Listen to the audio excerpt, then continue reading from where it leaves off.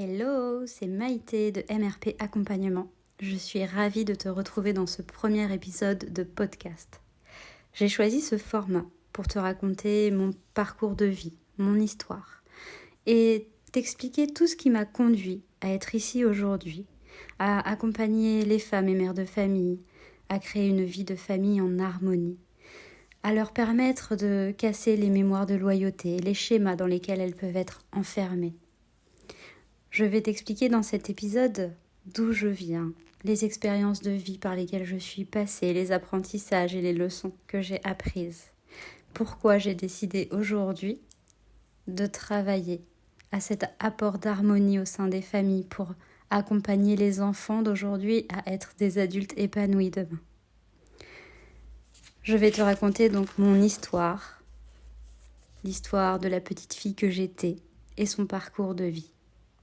Et ce podcast sera essentiellement ciblé sur l'harmonie en famille, comment apporter de l'harmonie dans son foyer, qu'on ait eu une histoire tumultueuse ou non, comment aujourd'hui apporter de l'harmonie dans sa famille et avoir une vie de famille épanouie.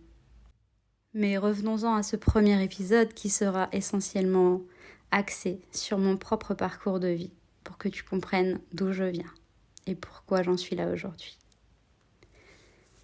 Mon histoire, c'est l'histoire d'une petite fille qui est née dans une famille toxique, avec un père pervers narcissique et une mère soumise, enfermée dans sa religion.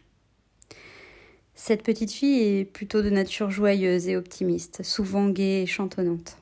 Elle porte beaucoup d'espoir et surtout l'espoir qu'un jour sa famille sera unie et soudée. Elle en rêve le soir en regardant les étoiles par son Velux. Cette petite fille ressent beaucoup l'énergie de cette famille, l'énergie toxique. Elle voit aussi ce qu'il se passe, les violences, les manipulations. Et à 6 ans, cette petite fille, elle essaye de monter sur le toit de sa maison par son Velux. Elle est surprise par une de ses sœurs avec qui elle partage sa chambre. Et lorsqu'elle lui explique qu'elle en a marre de cette ambiance pesante, lourde de violence physique et verbale, qu'elle en a marre de voir son frère se faire violenter, de sentir l'inceste omniprésent dans cette famille, les menaces pesantes, sourdes de cette famille. Sa grande sœur tente par tous les moyens de la dissuader, de passer à l'action. La petite fille que j'étais se sent donc en sécurité avec cette sœur qui a l'air de voir ce qu'il se passe et qui la rassure sur le fait que ça va s'arranger. Cette petite fille se sent différente à l'école par rapport à ses camarades. Elle habite dans un village et elle est la fille qui n'est pas invitée aux anniversaires. Elle est la fille qui est différente des autres à cause de la religion dans laquelle elle est élevée. Et ça lui pèse beaucoup à cette petite fille. À 8 ans, la sœur aînée de cette petite fille parle de ce qu'elle a vécu. Elle parle de l'inceste qu'elle a subi, des différentes façons dont ça s'est produit. Et toute sa famille est convoquée à la gendarmerie. Je ne saurais pas dire pourquoi, mais personne n'a parlé, personne n'a confirmé.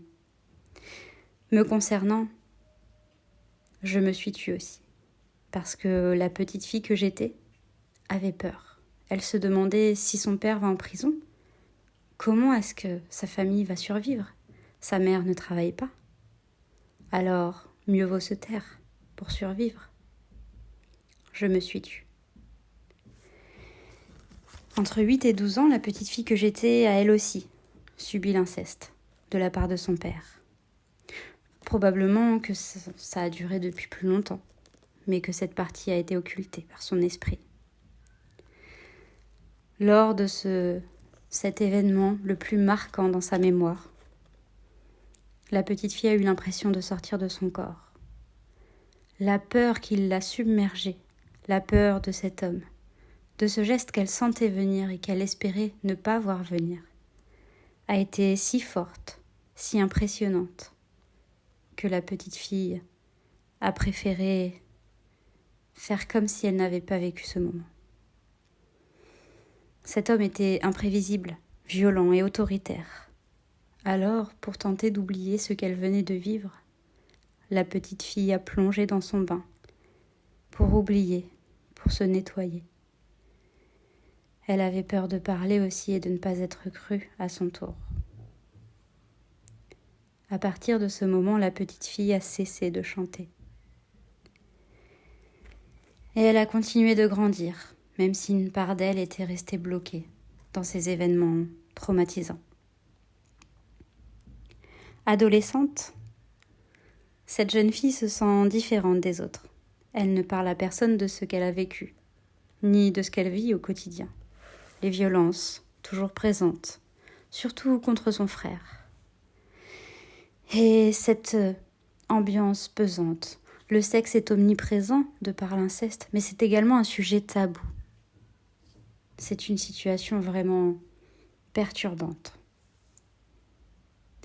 Et comme toujours, elle fait en sorte que rien ne se remarque, que personne n'ait à redire ou à se poser de questions sur cette petite fille, sur son état, sur sa famille, sur ce qui pourrait se passer. À l'extérieur, cette famille paraît être une famille normale.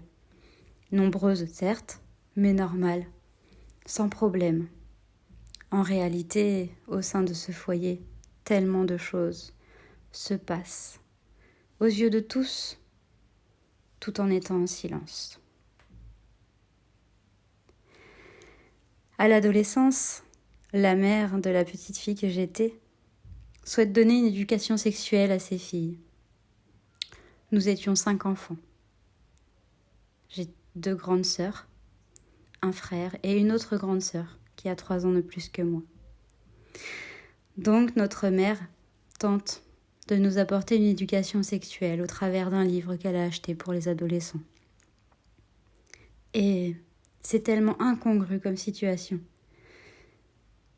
Elle nous oblige à passer ce moment de lecture avec elle, ce moment où personnellement je me sens gênée de devoir subir cette lecture, alors qu'au final, je me dis comment peut-elle nous lire ça avec autant de détachement en sachant ce qu'il se passe sous son toit? Parce que oui, au fond, j'étais persuadée qu'elle savait tout ce qu'on avait vécu. Mais je ne dis rien. Vers 15-16 ans, la jeune fille est alors vue comme une adolescente rebelle, parce que les choses changent dans son esprit. Elle ne veut plus de cette vie cloisonnée, de cette vie régie par un pervers narcissique et par une mère esclave de son mari et de sa religion. Elle décide de ne plus suivre cette religion qui lui a été imposée. Elle ment pour voir son petit ami. Elle fait le mur, ou plutôt le toit, parce que quand la nuit tombe, elle monte par son Vélux. Maintenant qu'elle est grande, elle peut l'atteindre. Elle traverse le toit, descend le long des tuyas et rejoint en secret son petit ami. Quand elle décide de ne plus suivre cette religion qui lui a été imposée, le refus est vif de la part de ses parents. Alors cette adolescente se retrouve contrainte de menacer les responsables, si on peut dire, de cette religion. Elle les menace de prévenir la presse si personne ne l'autorise à ne plus participer aux réunions. Cette adolescente a été courageuse d'aller jusque-là. Et aujourd'hui, je suis fière d'avoir fait ça. Ça m'a permis de me libérer de cette religion, trop contraignante à mon goût. Suite à cette rébellion, ses parents sont devenus de plus en plus contraignants, violents. Les interdictions de plus en plus fréquentes.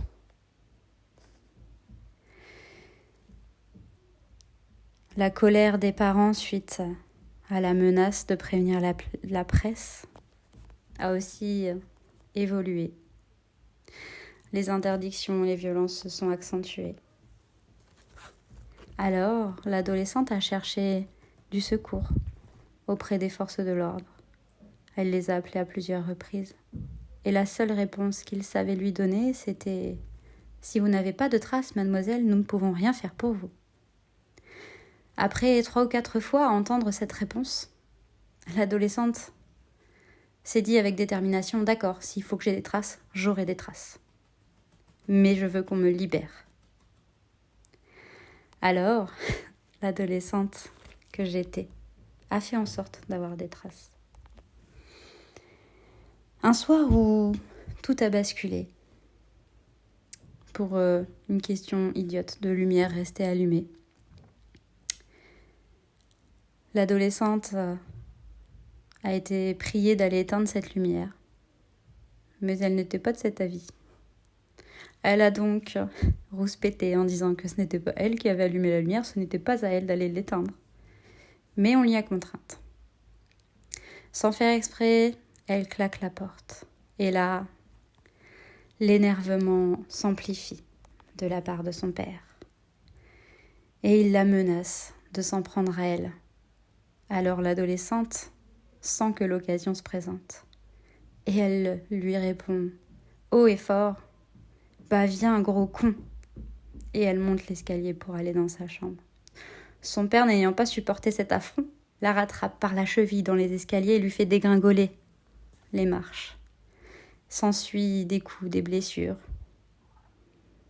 jusqu'à ce que la petite fille puisse remonter l'escalier et retourner dans sa chambre. La sœur qui était présente ce soir-là et sa mère ont légèrement essayé d'intervenir pour calmer son père. Et le lendemain, lorsque l'adolescente a présenté ses blessures à sa mère l'a regardée et lui a tout simplement dit « T'avais qu'à pas chercher ton père ». Là où l'adolescente cherchait du soutien, elle n'a eu que du dédain. Ça ne l'a que confirmé, conforté dans sa décision de se libérer de cette famille. Alors, le lundi suivant, en retournant au lycée, l'adolescente décide d'aller voir l'assistante sociale et l'infirmière pour se faire soigner déjà d'une, mais aussi pour révéler son histoire. Elle est décidée à tout raconter. Elle en a marre des secrets. Elle en a marre de cette loyauté qui lui pèse. Elle en a marre de vivre dans cette ambiance, dans cette famille toxique. Elle en a marre que personne ne parle et que tout le monde trouve ça normal. Alors elle parle et l'assistante sociale lui dit qu'elle est obligée de faire un rapport, un signalement aux forces de l'ordre. Qu'elle le fasse. Au moins la vérité éclatera. Un peu plus tard, un traumatisme supplémentaire s'ajoute, puisque les policiers débarquent à 3 au domicile de l'adolescente pour l'embarquer au commissariat et prendre sa déposition. Et son départ ne se passe pas de façon la plus douce qui soit, puisque elle est escortée, comme si elle avait été coupable d'un délit. Et alors qu'elle est emmenée à l'extérieur de la maison, sa mère l'accuse de détruire la famille. Sa mère lui dit « Mais tu te rends compte de ce que tu es en train de faire? Tu détruis cette famille. » Et l'adolescente lui répond « C'est pas moi qui l'ai détruite, moi je la défends. »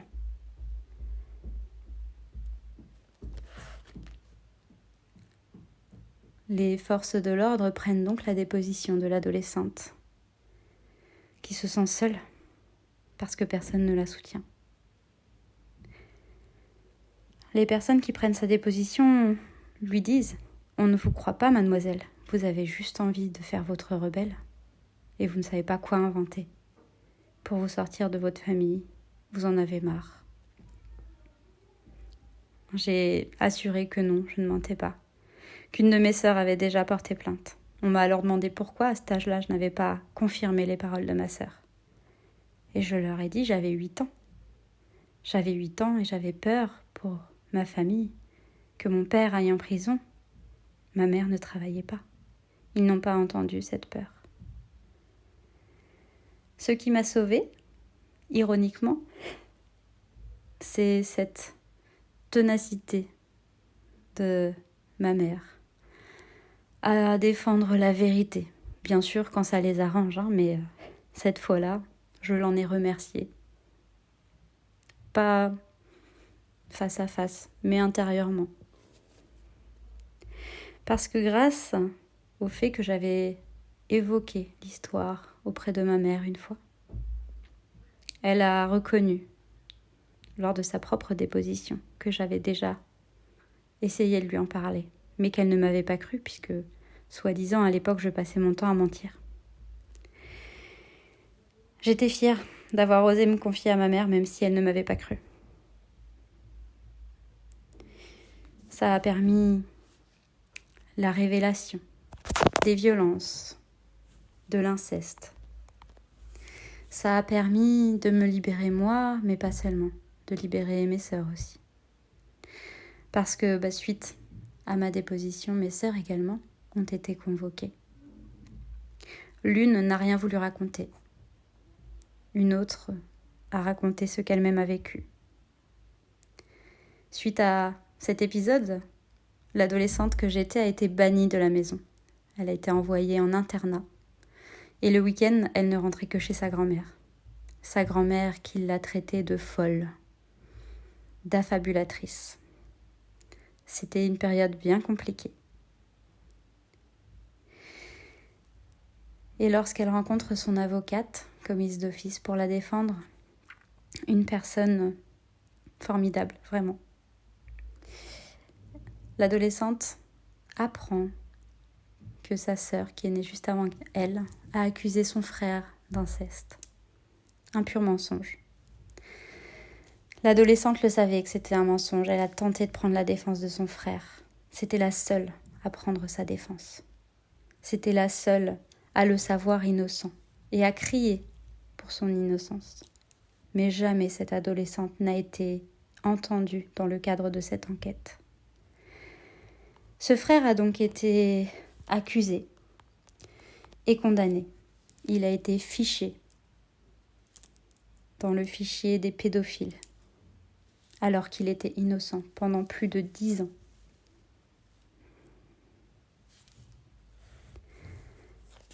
C'était dur. Pour lui, j'imagine, mais pour l'adolescente que j'étais aussi, de savoir qu'il n'avait rien fait. Et je le savais non seulement parce que dans les faits, c'était impossible, mais parce que rien n'était logique dans ce qui avait été soi-disant révélé. Cette sœur qui a parlé de l'inceste de son frère n'a simplement que décalé ce que son père lui faisait vivre à son frère. Elle a accusé son frère de ce que son père lui faisait vivre. À 18 ans, la jeune femme prend sa liberté. Elle coupe les ponts avec sa famille. Elle se met en couple avec le petit copain pour qui elle faisait le mur. Et tout ce qu'elle désire, c'est construire sa famille, avoir sa propre famille unie. Ce rêve, cet espoir, elle le porte toujours. Elle tombe enceinte et elle est heureuse. Mais elle fait une fausse couche à 2 mois. Elle se sent seule. Elle rompt parce qu'elle se rend compte que son petit copain était là, peut-être simplement dans le but de l'aider à casser cette loyauté, à révéler les vérités concernant cette famille. Et quelques mois après, elle reprend contact avec sa mère et sa sœur, à condition que sa mère ait divorcé de son père. Cette jeune femme est en quête de l'amour avec un grand A, c'est son Graal. Elle vit une histoire passionnelle, mais elle rompt parce que les attentes sont différentes, c'est la vie. Elle finit par tomber enceinte d'un homme pour lequel elle n'a pas forcément de sentiments, mais qui voulait un enfant, et elle, c'est la seule chose qu'elle voulait, un enfant, créer sa famille. Elle tombe enceinte, elle est jugée par sa famille. Elle est jugée déjà par la façon dont elle vit ses amours. Elle est jugée ensuite parce qu'elle tombe enceinte. Elle est jugée parce qu'elle décide de le garder. Elle est jugée parce que certaines personnes pensent qu'elle va avorter. Elle est jugée parce qu'elle est jeune et qu'elle n'a pas un métier stable. Elle est jugée quoi qu'elle fasse. Mais cette arrivée, l'arrivée de cet enfant, la pousse vers une nouvelle vie, vers plus de stabilité. Bien qu'elle soit toujours en quête de l'amour avec un grand A, qu'elle continue de chercher. Et elle finit par le trouver. Et elle finit par avoir d'autres enfants avec cet amour. Elle se croit heureuse, elle a le mari, la maison, les enfants, le CDI. Mais elle rêve d'autre chose. Elle rêve d'une vie plus simple, plus calme dans la nature. Elle rêve d'une vie de famille unie. Parce qu'au fond, ce qui se révèle dans la famille qu'elle a construite, c'est qu'elle est beaucoup dans le contrôle. Et lui est beaucoup dans la dépendance. D'ailleurs, il a développé une dépendance au jeu. Ce qui va provoquer la chute de leur couple. Il y a cette loyauté toujours présente, cette loyauté familiale envers la famille. Pourquoi ? Pourquoi est-ce qu'elle n'arrive pas à révéler cette vérité ? Pourquoi est-ce qu'elle est toujours loyale envers cet homme malgré les risques que cela fait encourir à leur famille ? Après quelques années de travail sur elle, la femme que je suis devenue décide de dire stop, de rendre ses responsabilités acquis de droit et de prendre uniquement les siennes. Je décide donc, il y a 1 an, de quitter mon mari. Et ça a été comme une libération, alors que je ne me sentais pas prisonnière dans ce couple. Mais je me suis sentie tellement libérée au moment de la séparation, encore jugée et critiquée par ma famille. Jusqu'à un événement, il y a quelques mois, qui m'a permis de couper ces loyautés. Autant la loyauté envers mon ex-conjoint que la loyauté envers ma propre famille. Malgré notre séparation, je continuais à couvrir l'addiction au jeu de mon ex-conjoint. Je continuais à couvrir les violences envers mon fils aîné. Je continuais à couvrir tout ce qui ne convenait pas, tout ce qui était toxique. Et quelque part, je culpabilisais de ça. J'ai fini par casser cette loyauté, le jour où les limites ont été franchies. Et je ne reviendrai pas en arrière. Quelque temps plus tard, un événement a aussi permis de casser les loyautés envers ma famille d'origine. Et c'est comme si vraiment j'avais ce ras-le-bol de venir d'une famille désunie et ce ras-le-bol de vivre dans une famille désunie que j'ai construite finalement. Non, ce n'est pas ce que je voulais. La famille unie dont je rêvais, j'ai compris il y a quelque temps que je ne l'aurai jamais avec ma famille d'origine. C'est impossible, trop de différences. Par contre, le seul endroit où je peux construire cette famille en harmonie, c'est dans mon propre foyer. Et c'est ce que je m'applique à faire depuis des années, mais encore plus depuis que j'ai compris tellement de choses sur moi, sur l'humain. J'ai envie d'accompagner mes enfants dans la liberté d'être soi, dans l'épanouissement, dans leur vie. J'ai envie d'accompagner mes enfants à être aimés pour qui ils sont et non pas pour ce qu'ils font. Et aujourd'hui, avec tout ce que j'ai traversé, je ne peux être que fière de ce que je leur transmets.